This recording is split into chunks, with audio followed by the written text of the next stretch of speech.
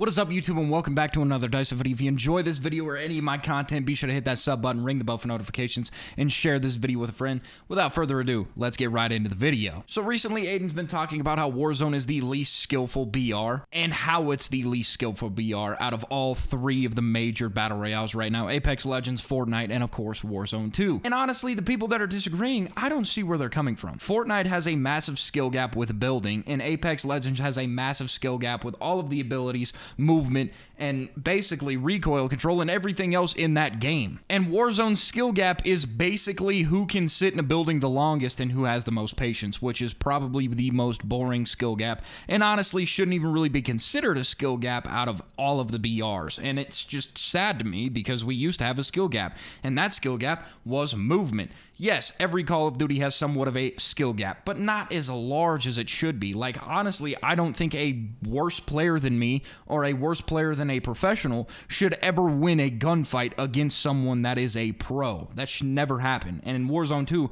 it is literally happening almost every single day, where people who are bad at the game are beating out people that are good because of high TTK and almost no movement whatsoever. Is the movement that bad, or is it that much of a big deal? In my opinion, no. I don't think the movement's that serious. I don't think that I need slide canceling. I don't think slide canceling has to be in Warzone for it to be good or have a skill gap. But the TTK is what really kills it for me. The TTK, literally, today I got eliminated by dual pistols in probably about 4 shots.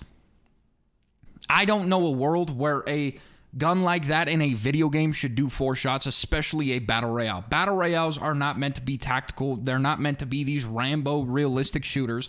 They're not real weapons, so they should not do real weapon damage. These are battle royales where you loot, and it's a massive map, and you have to sit in the game for around 30 minutes. And for your 30-minute game to end with you getting eliminated in literally 0.5 seconds by some random gun, even if you get, like, first shot, is ridiculous to me. It just shouldn't happen. I'm sorry, but if someone shoots me in the back, or if someone shoots me at all, I should have a somewhat of reaction time that I can shoot back at them or move out of the way and then get in a different position and shoot back. That's what Warzone 1 offered. Warzone 1 offered an outlet for players that to combat camping, like movement. So if you got shot in the back, you could jump around and move around so you wouldn't get hit and you would dodge bullets. Oh, you can't dodge bullets. Like, you can't do that in real life. Like, well, it's a good thing it's Call of Duty. Like, come on, guys. Like, it's a literal video game. It's not realistic. It's never been realistic. It's never been about realism. So yes, Call of Duty skill gap is non-fucking existent, if I'm going to be completely honest. It's just not there. Like, what is it? Being patient? Or I guess you could say maybe it could be positioning, but even then, positioning, aka camping in a building the longest, like, it's just fucking boring. And that's why I'm very excited for these updates to come out. That's why I'm excited for movement updates to come out, and gun changes, and TTK changes, and rebirth changes, and everything that Warzone 1 brought to the table being brought back in Warzone 2. And, like, the main comment that people say is, oh, Warzone 2 is a different game. Yes, completely. Warzone 2 is a different game. That's why it has a different map. That's why it has different guns. That's why it has different everything.